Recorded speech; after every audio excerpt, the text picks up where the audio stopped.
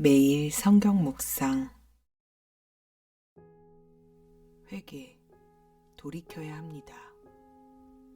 오늘 말씀은 마가복음 11장 20절에서 23절 말씀입니다. 그들이 아침에 지나갈 때에 무화과 나무가 뿌리째 마른 것을 보고 베드로가 생각나서 여짜오되 랍비여 보소서, 저주하신 무화과 나무가 말랐나이다. 예수께서 그들에게 대답하여 이르시되 하나님을 믿으라.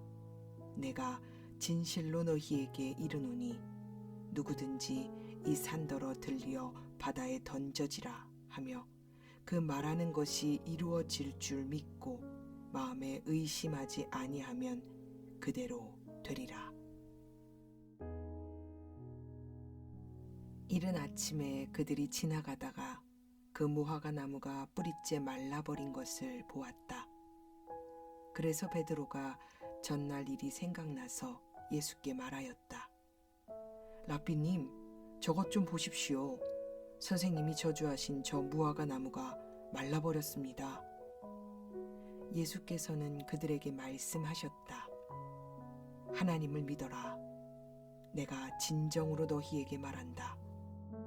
누구든지 이 산더러 번쩍 들려서 바다에 빠져라 하고 말하고 마음에 의심하지 않고 말한 대로 될 것을 믿으면 그대로 이루어질 것이다.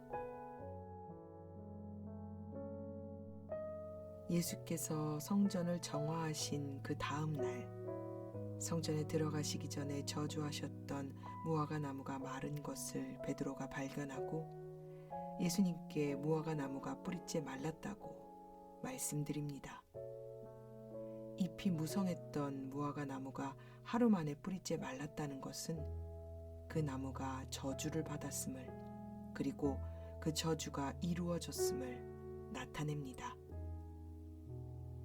예수님께서는 베드로의 말을 듣고 23절의 말씀으로 대답하십니다. 무화과 나무가 말랐다고 말했는데 주님께서는 산을 바다에 던진다고 말씀하고 계신 겁니다. 수수께끼와도 같은 이 대답은 무슨 의미일까요?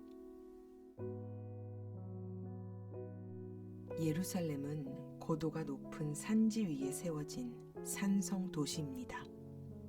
예루살렘 성 안에 위치한 예루살렘 성전도 모리아 산 위에 세워진 성전으로 영어로는 템플 마운트라고 합니다.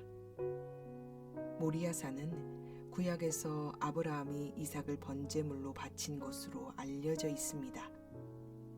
그래서 이곳은 성전산이라고 불리기도 합니다. 예수께서는 앞서 이제부터 영원토록 사람이 내게서 열매를 따먹지 못하리라 라는 말로 무화과 나무를 빗대어 예루살렘 성전과 종교 지도자들에게 임할 심판과 저주를 말씀하셨습니다.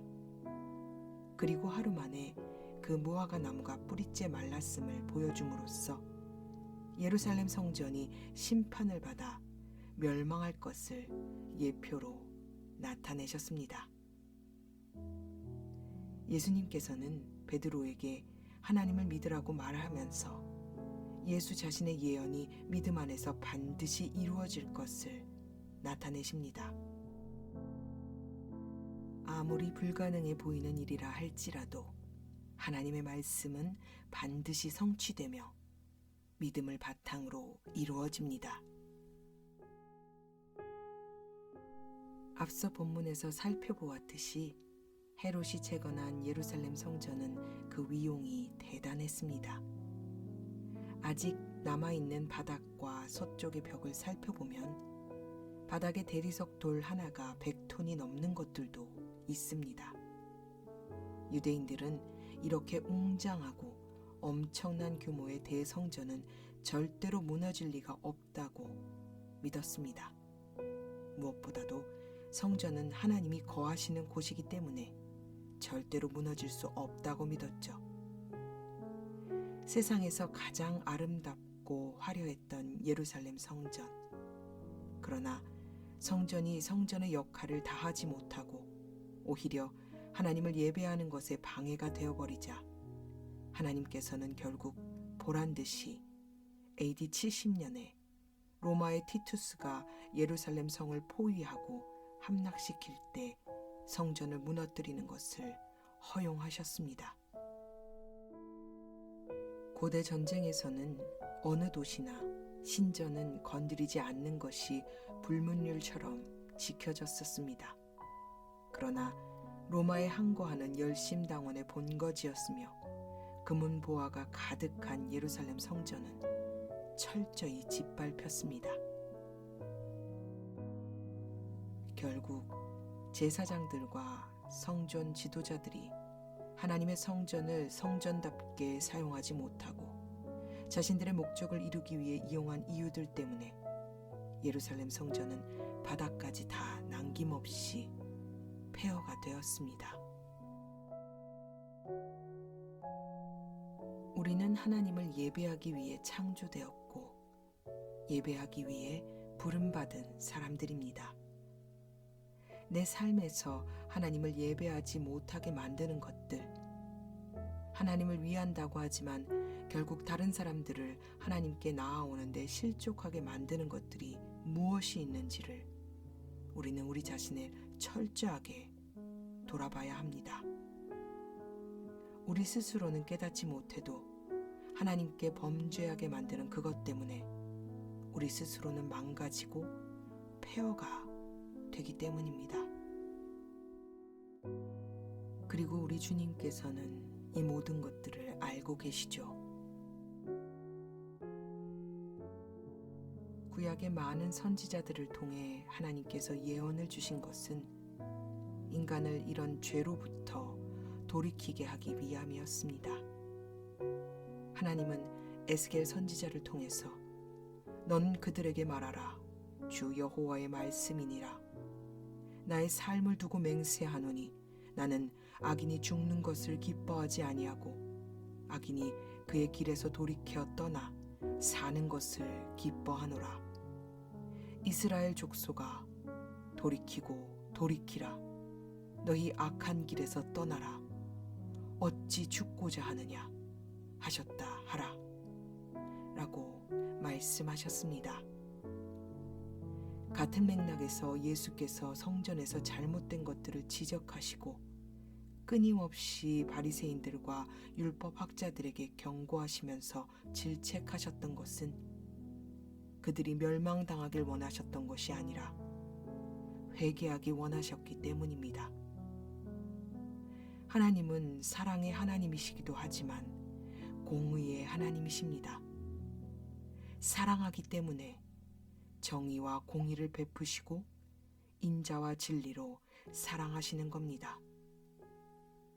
수많은 세월 동안 경고하셨지만 하나님의 말씀을 듣지 않았던 이스라엘 백성들은 결국 자신들의 악으로 인해 예루살렘 성전과 같은 신세가 되어버렸습니다. 바울은 하나님의 심판에 대해 이렇게 이야기합니다.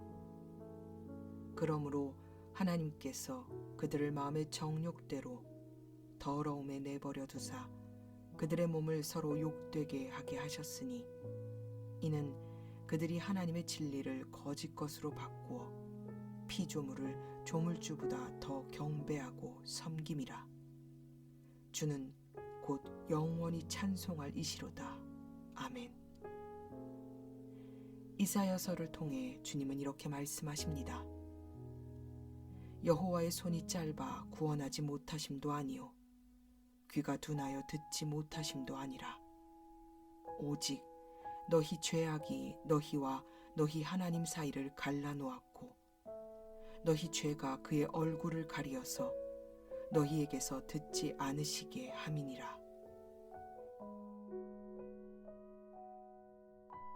무엇이 당신으로 하여금 하나님을 예배하는 데 걸림돌이 되고 있나요?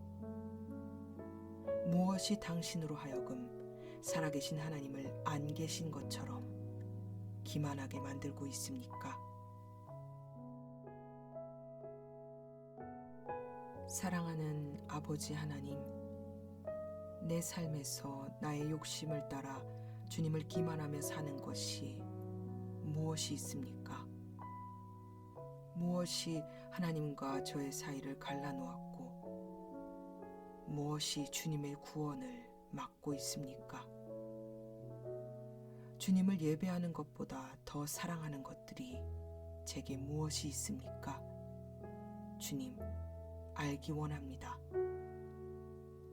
예수님보다 더 귀한 것은 아무것도 없습니다. 돌아오라, 돌이키라 라는 주님의 음성에 귀 기울이게 하여 주시옵소서. 하나님, 진정으로 회개하기 원합니다. 그런데 저의 힘으로는 할 수가 없습니다. 주님의 징계와 질책을 감사함으로 받는 당신의 자녀가 되게 하여 주시옵소서. 당신의 내버려 두심의 심판을 받지 않기를, 주 예수 안에서 주님과 동행하는 삶을 살기를 정말 진정으로 간절히 기도드립니다. 주님, 긍휼히 여겨 주시옵소서. 우리 구주 되신 예수 그리스도 이름으로 간절히 기도드립니다.